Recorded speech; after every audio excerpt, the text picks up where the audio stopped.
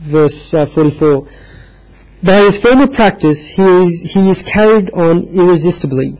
Even the seeker after the knowledge of yoga does go beyond the Vedic rule. Sri Krishna uses the word avashasha, literally meaning even. In the context of this verse, this would mean that the person carries on his former practice, even if he is interested in material objects. If someone has not controlled his mind and is therefore controlled by objects, even then he can carry on his former practice. The word rihate is used meaning that he gets pulled towards God. If you swap the third and fourth letters, respectively, ha of rihate, with the first and second letters, respectively, ri, and take out the d, then it becomes Hari, which is the name of God. Right? So if you if you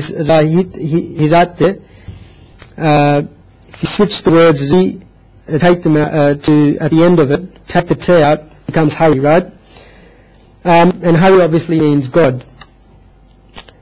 Hari tara che hajar naam. Hari, you have 1,000 names. Hajar naam. Hari tara che hajar naam. So you have 1,000 names. Hari means one who defeats. Harate iti Hari. Therefore, such a person gets pulled towards God and loses himself towards God. Sri Krishna says in this verse that a person curious about the path of yoga goes beyond the works for the fruits of action mentioned in the Vedas. After this, no desire for the fruits of action remain in his life. All this pulling towards material objects stops by itself, and one begins going towards the Supreme Soul. When this happens, then consider that the grace of the Supreme Soul is being showered upon you. If one looks at it from the point of view, then there is nothing in this life that does not have a purpose. There is nothing such as what we have said by the name of a fluke or by chance. When someone says that someone has become rich by fluke, then this is wrong, because this does not happen. There is a deeper reason behind it and a deeper system behind it. If someone plants the seed and 3 months later the plant comes out, and 8 months later there is some fruit attached to that plant, but then you can't say that there has been no activity. It did not happen in front of your eyes. We actually saw it. So you've planted the seeds and something has come out. It has come out for a reason. The reason is because you have planted the seeds, you have poured water on that soil, and every morning you used to go and see that there were no weeds coming out, and you had basically nurtured those plants. So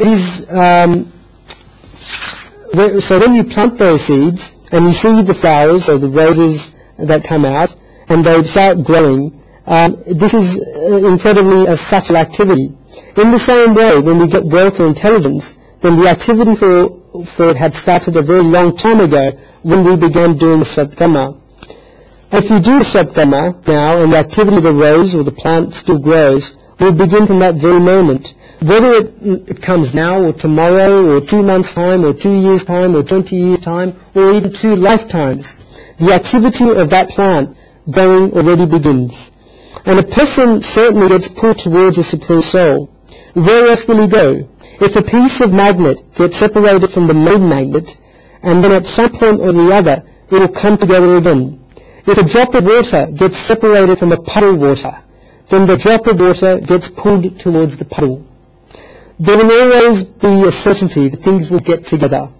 All of us are definitely going to be journeying together with the Supreme Soul. And that is quite an important point in this particular verse. This occurrence is just waiting for our efforts and our intensity. How much effort are we making? How much intensity are we putting in order to get towards the Supreme Soul? And it all depends on us. Sri Krishna talks about this very thing in the next verse, which is verse 45.